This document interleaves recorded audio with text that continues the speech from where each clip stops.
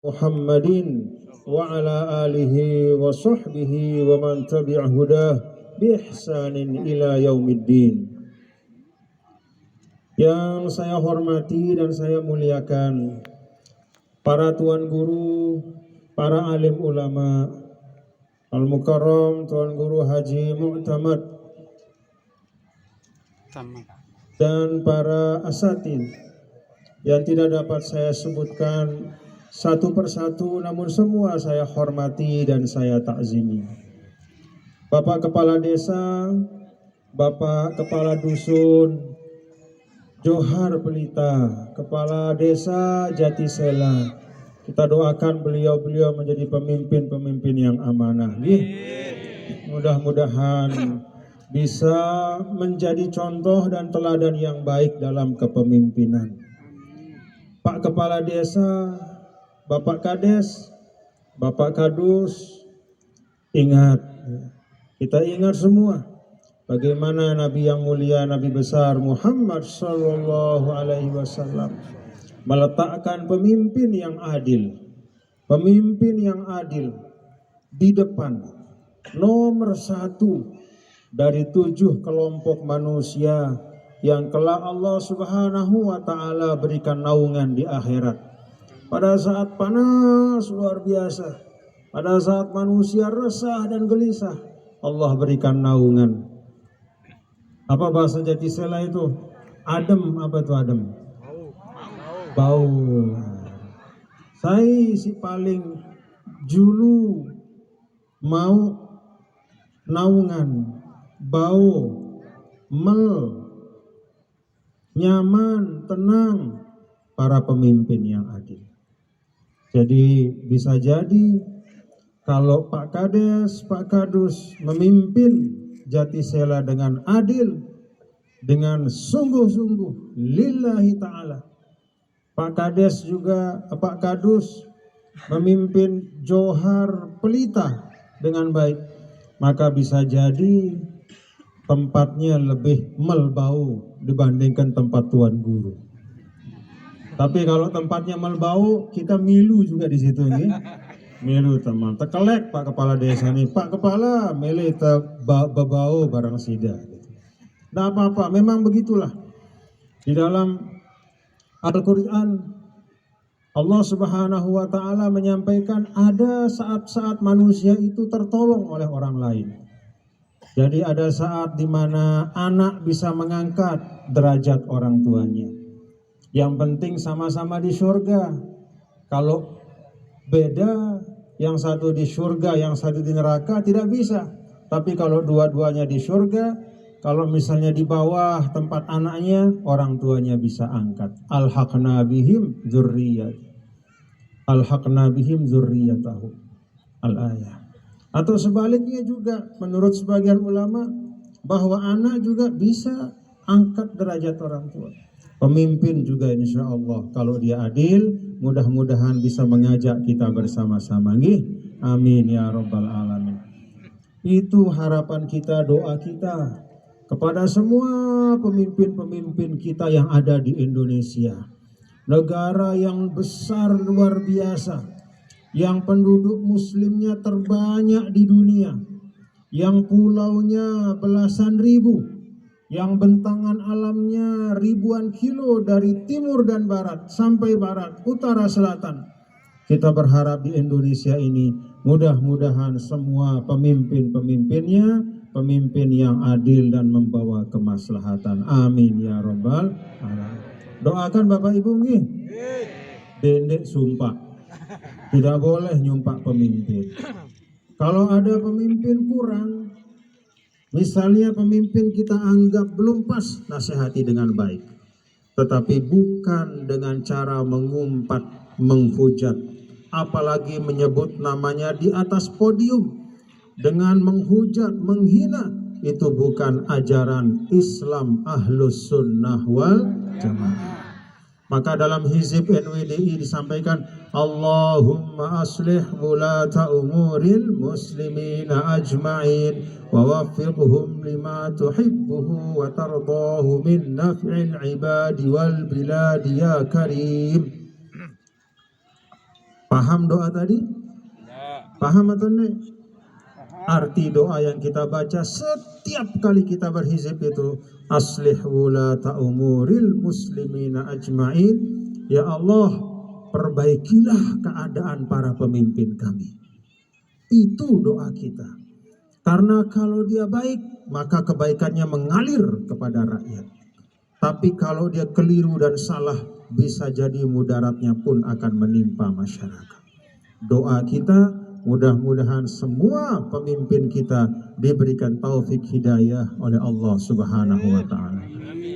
Ada di sini Bapak Al-Ustaz Haji Muhammad Nasihuddin Badri dari pimpinan pengurus besar NWDI.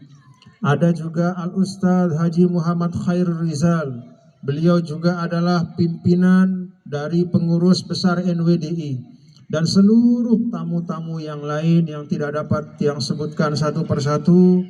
Demikian pula grup nasyid dan grup salawat yang tadi telah membimbing kita untuk membaca maulid dan mengucapkan salawat kepada Nabi yang mulia, Nabi besar Muhammad sallallahu alaihi wasallam. Alhamdulillah. Yang tiang hormati, Bapak Ibu yang tiang hormati dan tiang cintai. Dulu pada saat Rasulullah Shallallahu Alaihi Wasallam lahir, ada seorang perempuan namanya Suwaibah. Suwaibah ini adalah seorang budak. Masa dulu, masa jahiliyah masih ada perbudakan. Manusia masih diperjualbelikan. Setelah datang Islam, kemuliaan manusia diangkat kembali. Walaqad karramna bani Adam. Maka tidak boleh ada perbudakan, tidak boleh ada penjajahan.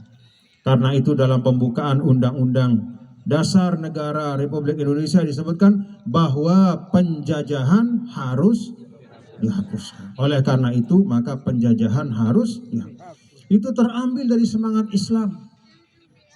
Nah dulu ada Suwaibah, seorang budak, tuannya namanya Abu Lahab. Suwaibah ini mengetahui pada saat Rasulullah Sallallahu Alaihi Wasallam lahir dari ibunda beliau yang mulia Sayyidah Aminah. Begitu Nabi Sallallahu Alaihi Wasallam lahir, Suwaibah itu lari kepada tuannya ke rumahnya Abu Lahab. Kemudian memberitahu kabar gembira. Lalu Abu Lahab sangat senang dan bersyukur karena ayah baginda Rasulullah Sallallahu Alaihi Wasallam adalah saudara beliau. Abu Lahab itu paman Nabi. Senang Abu Lahab, wah saudara saya punya anak laki-laki, bahagia. Kenapa dia bahagia? Karena saudaranya sudah meninggal. Sudah meninggal ketika baginda Rasulullah SAW masih di perut ibunya. Jadi senang dia. Karena saudaranya sudah meninggal itu punya anak. Yaitu Nabi kita, Nabi besar Muhammad SAW. Karena saking senangnya Abu Lahab, maka dia mengatakan kepada Suwaibah bahwa anti hurrah. Kamu Suwaibah, karena kamu datang bawa kabar gembira yang menyenangkan hatiku, maka kamu saya beri kemerdekaan. Kamu merdeka, bebas, tidak lagi menjadi budak saya. Saking gembiranya Abu Lahab, dia bebaskan budaknya. Abu Lahab ini, bapak-bapak dan ibu, tahu perjalanan hidupnya. Ada di surat apa itu? Surah apa? Al-Masad. Tabbat yada abi lahabin wa tab. Kenapa sampai Allah Subhanahu wa taala menyebut namanya dalam Al-Qur'an?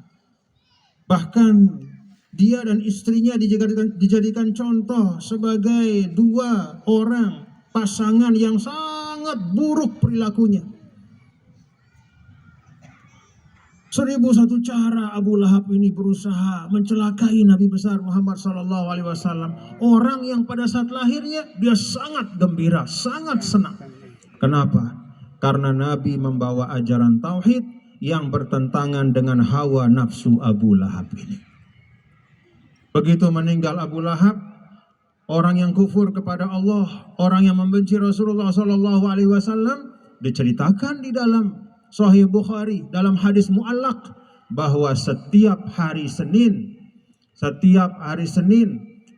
malam Senin Abu Lahab yang diazab di neraka itu diringankan azabnya, yukhaffaf, diringankan azabnya dengan satu sebab, karena dulu dia pernah bergembira ketika mendengar lahirnya Nabi besar Muhammad SAW. Bapak-bapak dan ibu, kisah ini diambil ibrahnya oleh para ulama. Apa artinya? Orang yang sangat kufur kepada Allah pun dengan sebab hanya karena dia pernah bergembira Nabi SAW lahir, dia diberikan keringanan oleh Allah. Setiap hari Senin, itu malam kelahiran Nabi kita, Nabi besar Muhammad SAW. Padahal dia tidak beriman, padahal dia jadi musuh Rasul, padahal luar biasa bencinya. Dia berusaha mencelakai Nabi, dia upah orang untuk melempar batu ke kepala Nabi dan seterusnya. Tapi karena dia pernah bergembira, pernah senang hatinya, pernah bersuka cita, dia pernah tertawa ketika mendengar Nabi lahir, dia diberikan keringanan dan kemudahan oleh Allah Subhanahu wa Ta'ala. Maka mudah-mudahan kita berharap Bapak Ibu bahwa gembiranya kita pada malam hari ini. Bapak Ibu gembira enggak? Gembira. Benar gembira? Senang? Ya Rob, persaksikanlah ya Allah bahwa gembiranya kami hari ini, malam hari ini, kami kumpul di lapangan ini. Ada anak-anak kecil juga dibawa. Kami kumpul datang dari tempat kami masing-masing. Dari tuan gurunya, ustadznya, kepala desanya, kepala dusunnya, jamaahnya semua di atas, di bawah, tanpa kecuali. Kami semua ini datang adalah karena cinta kami kepada Rasulmu, yaitu Nabi besar Muhammad Sallallahu Alaihi Wasallam. Fasyafi'hullahumma fina, maka berikanlah syafaatnya Nabi kepada kami ya Allah. Amin, amin ya Rabbal Alamin. Itu bapak-bapak dan ibu-ibu suatu pelajaran. Bagaimana ketika cinta itu diletakkan pada tempat yang tepat, maka dia bisa menyelamatkan hidup kita. Maka Nabi kita yang mulia, Nabi besar Muhammad SAW sampaikan, almar'u ma'aman ahabba. Manusia itu akan bersama dengan yang dia cintai. Bahkan bukan hanya di akhirat, di dunia pun dia akan dekat kepada apa yang dia cintai. Karena itu para ulama mengajarkan kita untuk mendekat kepada hal-hal yang baik. Karena kalau kita mendekat kepada hal-hal yang baik, mudah-mudahan akan tumbuh cinta kita kepada kebaikan itu. Dan itu akan membawa diri kita, sida tiang mengarahkan diri kita dalam kehidupan ini sampai akhir kehidupan. Kalau kata di dalam suatu riwayat, an-nasu matu ala ma'asyu alaihi. Manusia itu akan mati dalam bentuk seperti apa kesenangannya ketika dia hidup. Jadi kalau kita senang dalam hal-hal yang baik, mudah-mudahan mati kita juga mati yang baik. Mudah-mudahan. Tiang berharap, pelungguh semua kita semua. Karena tidak sedikit bapak-bapak ibu, sebagaimana yang ada di dalam hadis sahih, Nabi kita, Nabi besar Muhammad SAW menyampaikan, ada orang, kata Rasul, dia secara lahiriah, dia berbuat baik, sampai seakan-akan jaraknya itu dengan surga adalah seperti tinggal sejengkal saja. Namun karena takdir Allah, karena ada sesuatu yang menjadi hijabnya, terhalanglah walaupun hanya tinggal sejengkal. Mungkin termasuk hijabnya itu adalah karena dia suka kepada hal-hal yang tidak baik. Dia lebih mendekatkan diri kepada hal-hal yang merusak dirinya, merusak agamanya. Maka tidak terasa, terarah sampai ketika akhir. Na'udzubillah min dzalik. Maka bersyukur dan mari kita saling mengingatkan bapak-bapak ibu nih. Saling mengingatkan untuk mencintai kebaikan, mendekatkan diri kepada tempat-tempat yang baik, kemudian mengarahkan anak-anak kita juga kepada hal-hal yang baik, bersama-sama kita jaga. Mudah-mudahan dengan itu ujung dan akhir hidup kita husnul khatimah. Bapak-bapak dan ibu hadirin dan hadirat yang dirahmati Allah Subhanahu wa taala. Dulu ketika Maulid ini pertama kali dilaksanakan, di dalam sejarah disebutkan dimulai pada abad ke-7. Walaupun ada juga ulama yang mengatakan mulai dari abad kedua. Ketika pertama kali dilaksanakan oleh Sultan yang ada di Irbil, Irak pada abad ke-7. Cita-cita beliau ketika melaksanakan Maulid itu mengundang para ulama pada waktu itu, mengundang para pedagang, mengundang masyarakat luas, semua diundang lagi perempuan. Apa maksudnya? Untuk menghidupkan sunnah Nabi besar Muhammad Sallallahu Alaihi Wasallam. Supaya kita ingat tentang apa yang diwariskan oleh Rasul kita.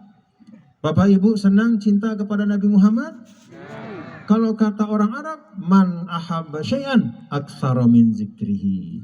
Kalau seorang itu mencintai sesuatu, maka dia akan banyak menyebut dan mengingat sesuatu itu.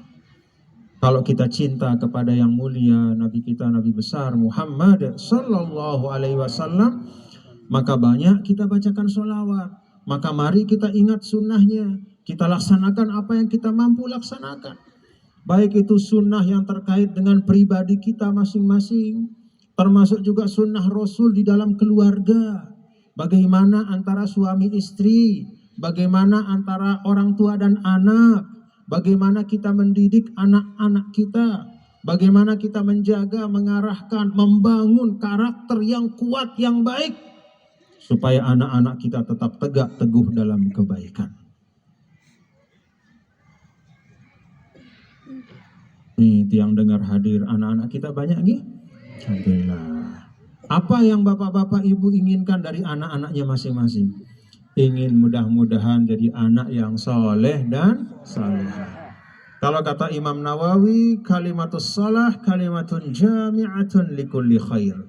Makanya orang tua dulu tidak banyak doanya, tidak banyak dia minta kepada Allah. Tidak seperti kita sekarang. Minta anak kita menjadi A, B, C, D, jadi pejabat, ini, itu, orang kaya, panjang. Kalau orang tua dulu, ya Allah, jadikan anak saya anak yang saleh.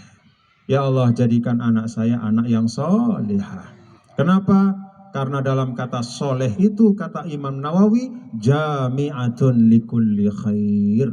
Mencakup segala macam kebaikan, dunia dan akhirat. Mau jadi apa, nanti Allah takdirkan. Tapi jadi apapun dia, pasti akan baik. Kalau Allah memberikannya kesalehan. Nah, yang berharap dalam kesempatan ini, karena kita bangsa Indonesia ini, bapak-bapak dan ibu, tidak ada segala sesuatu, tidak ada satupun kejadian di dunia ini yang tidak ada maknanya. Kalau dalam bahasa Al-Quran, ulul albab mengatakan, Rabbana ma khalaqta hadza batila. Tidak ada yang batil.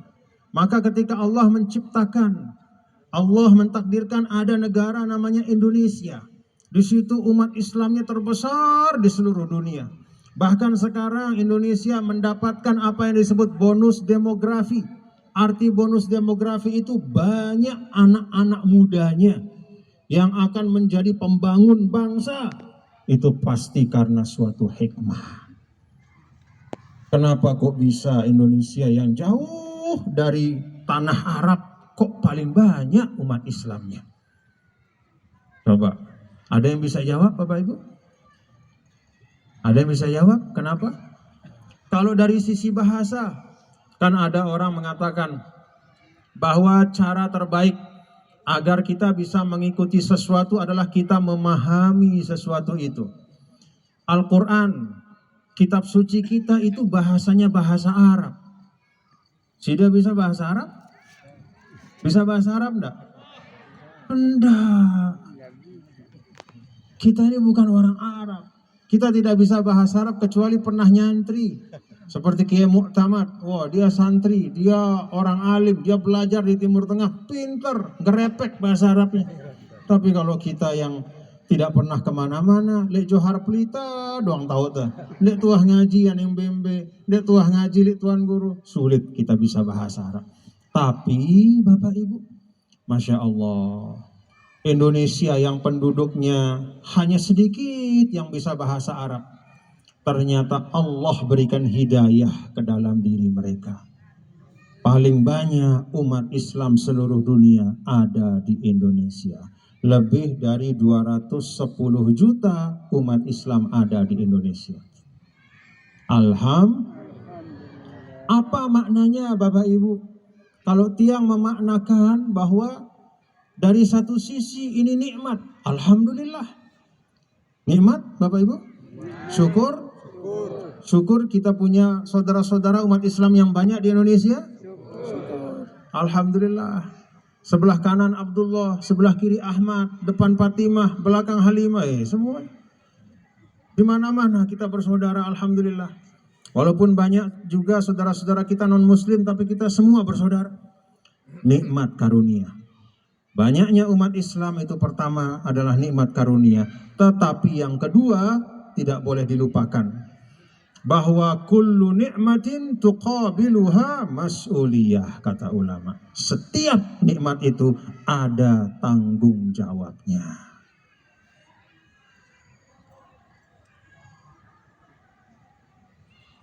Lain pada saat sida merari, pada saat kawin, menikah. Sudah berapa tahun menikah Ibu? Di depan? Wah, 50 tahun. Alhamdulillah. Alhamdulillah. Dulu pada saat sida Ibu menikah, salah satu yang paling sida melihat lain apa? Mau apa? Mau apa? Anak.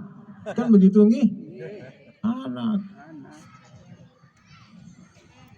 Sebelum sudah melihat emas, kalung apa, si pertama pasti pada saat menikah melihat apa? Berdua anak.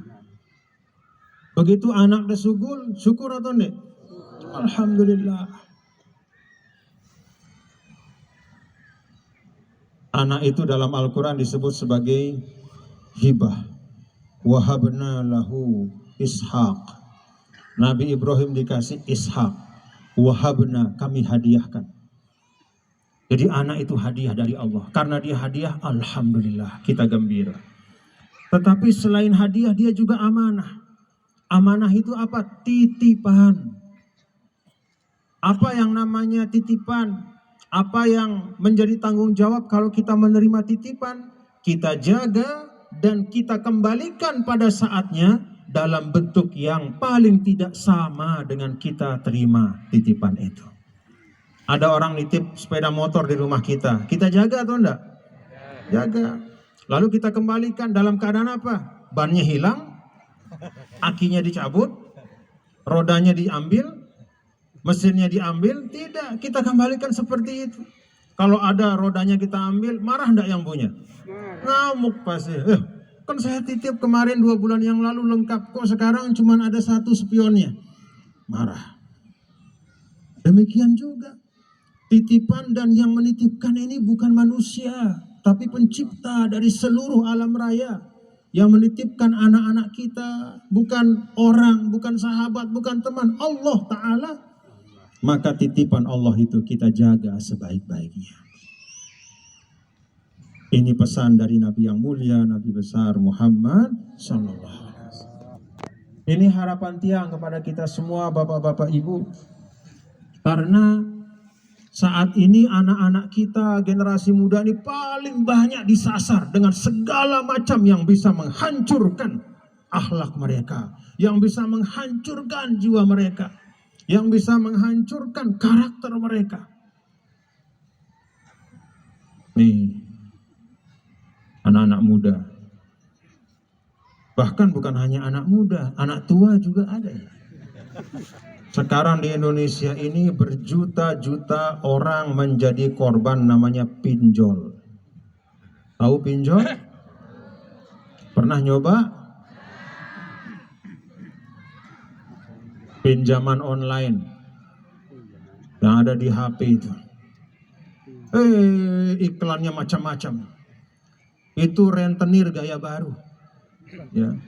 Kalau misalnya kita sekian belas bahkan puluhan tahun yang lalu itu kenal ada yang namanya Bank Rontok atau Bank Subuh. Masih ada di sini? La ilaha illallah. Kayaknya kapok-kapok batu jati selang.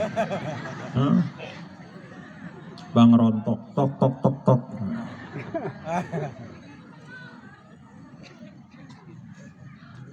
Dulu. Masih ada? Masih. Nah, mentelah wah cukup wah cukup wah cukup wah.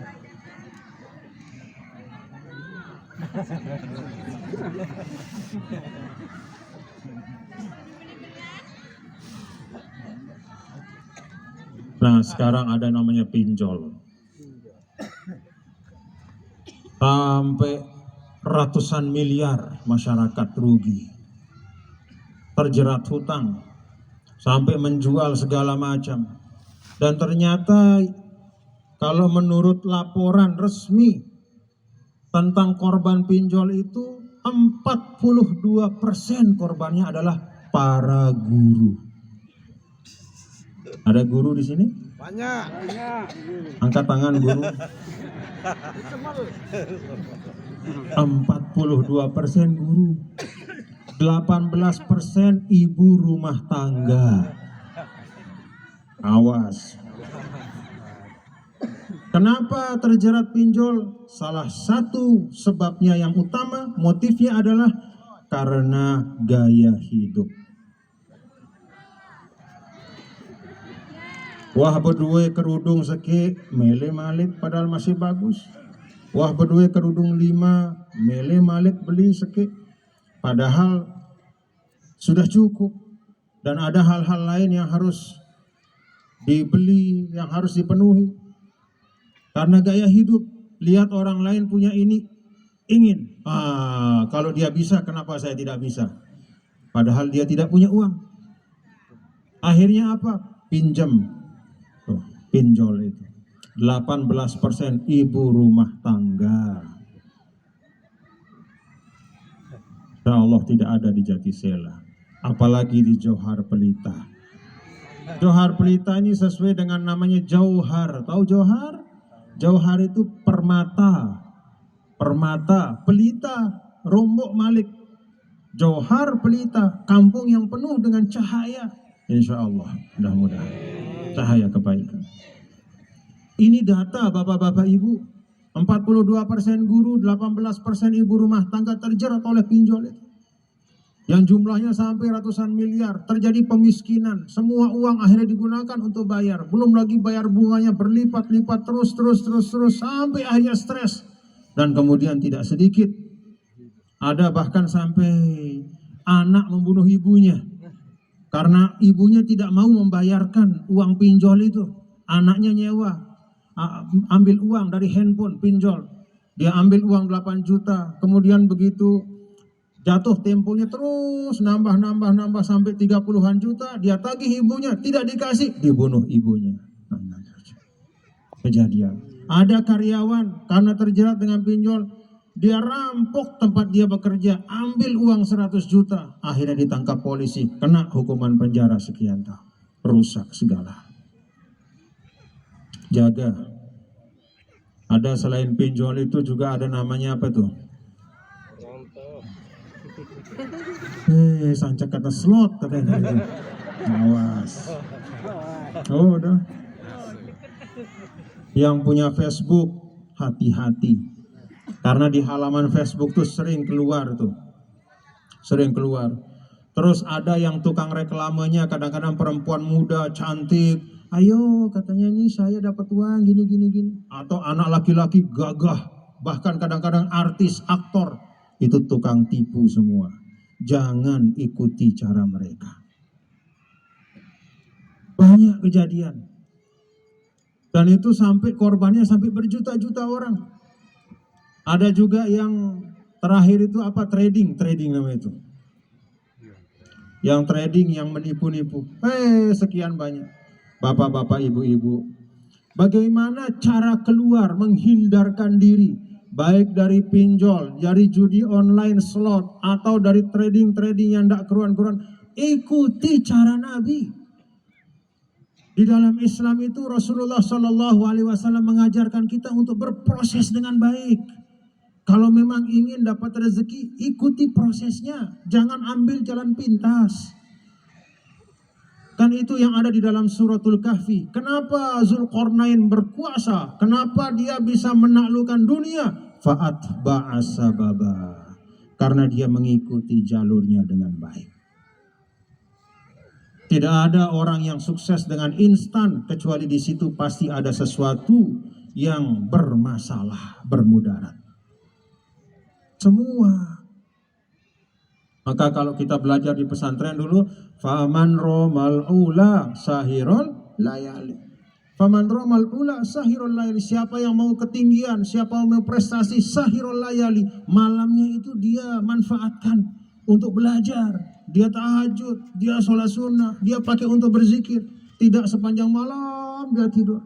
Dia bersungguh-sungguh dalam proses. Yang berharap bapak-bapak dan ibu, insya Allah kalau yang tahu di Jatisela ini adalah masyarakat pedagang banyak, betul nih? Nah, biasanya kita diajarkan di dalam berdagang. Ya. Kalau dulu, nih, ada dua pekerjaan yang paling mulia dalam Islam. Yang pertama itu berdagang, dan yang kedua itu adalah bertani. At-tijarah wa ziro'ah. Mana yang lebih afdol dari dua ini? Apakah berdagang atau bertani? Sebagian ulama mengatakan berdagang. Kenapa? Karena Nabi kita, Nabi besar Muhammad sallallahu alaihi wasallam adalah pedagang pada masa hayatnya. Jadi seorang Nabi tidak mungkin akan dipilih untuk diminta mengerjakan suatu pekerjaan kecuali pekerjaan itu yang paling mulia. Dan lihat bagaimana Rasulullah SAW berdagang. Apa yang dikembangkan oleh Nabi sehingga dijuluki Al-Amin? Beliau jujur, menempuh prosesnya. Pernah Nabi pergi ke pasar, masukkan tangannya ke dalam gandum yang dijual. Atasnya kering, begitu dimasukkan tangan, di dalam basah. Anak sing jual terong Aceh, solah ronde atas, di bawah ternyata luas. Ada yang begitu? Beli sekilo, kata yang beli, terus tangannya ngeraup, bruk, katanya langsung. Yang bagus, yang luas, selapu utama. Pembelinya tidak tahu. Kata Rasul Shallallahu Alaihi Wasallam, begitu memasukkan tangan, ternyata basah di bawah. Kalau sesuatu kayak gandum itu basah, maka dia akan lebih berat. Jadi karungnya lebih berat karena basah bawahnya. Ada air di situ. Apa kata Nabi SAW? Man ghosyana falaysa minna. Yang suka tipu menipu, maka dia tidak termasuk golongan kami. Kenapa? Karena dia berdagang tidak dengan mengikuti proses yang baik. Nah, karena itu bapak-bapak dan ibu, saudara-saudara sekalian, yang mengajak kita semua, mari kita hidupkan sunnah Nabi kita, Nabi besar Muhammad Sallallahu Alaihi Wasallam untuk berproses dengan baik. Kalau kita ingin menjadi orang yang alim, tempuhlah jalannya, yaitu belajar dengan baik. Kalau ingin menjadi pedagang, orang yang sukses bisnisnya, maka bangunlah bisnis yang memang terhormat, tidak ada tipu menipu, tidak menyebabkan orang rugi. Kita dapat untung, tapi orang juga dapat kebaikan. Kalau kita ingin menjadi pejabat, maka silahkan berikanlah kinerja yang terbaik, tidak perlu menjatuhkan orang lain. Kalau ingin menjadi politisi, maka silahkan berpolitik, tapi berpolitik dan tidak menghujat, mengumpat orang lain. Tempuhlah segala sesuatu dengan prosesnya. Insya Allah berkah. Yang pesan niki bapak-bapak ibu nih, ajar anak-anak kita untuk mereka punya karakter yang kuat, gigih, tekun. Tidak ada ceritanya keberhasilan itu beriringan dengan kemalasan, tidak ada. Bahkan kemalasan itu adalah satu dari 8 penyakit yang Nabi mintakan kepada Allah supaya jauh dari diri beliau. Allahumma inni a'udzubika minal ajzi wal kasal. Ya Allah, saya mohon jangan sampai ada penyakit malas dalam diri saya. Itu Nabi minta perlindungan dari Allah. Banyak bapak-bapak dan ibu sebagaimana yang ya kita semua sudah tahulah, yang kita saksikan dan kita lihat dalam keseharian kita, karena meninggalkan sunnatullah berproses dengan baik, maka yang terjadi adalah doror dan diror.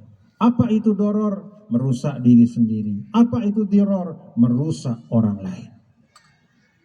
Maka mari kita kembalikan kepada proses yang baik segala sesuatu. Insya Allah kalau kita kembali kepada proses yang baik, kita berumah tangga, suami istri dengan anak-anak kita dengan nilai-nilai yang baik. Kita ajarkan anak-anak kita untuk mencintai hal-hal yang baik, untuk belajar sifat-sifat dan karakter yang baik. Di luar juga, di tempat kita kerja, kita bangun hubungan yang baik satu sama lain. Semuanya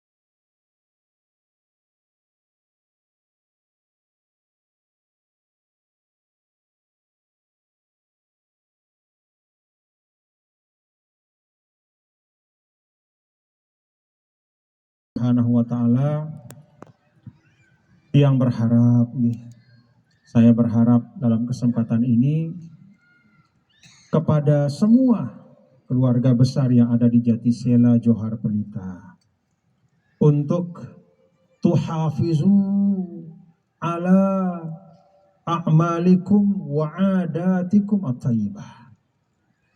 Rawat kebiasaan yang baik. Zaman boleh saja berubah, tapi didikan anak kita mendidik anak kita untuk mencintai Al-Quran tidak boleh berubah. Setuju Bapak Ibu? Zaman boleh disebut sebagai zaman yang maju, zaman serba digital, tetapi keyakinan kita kepada al-akhlaqul karimah tidak boleh bergeser.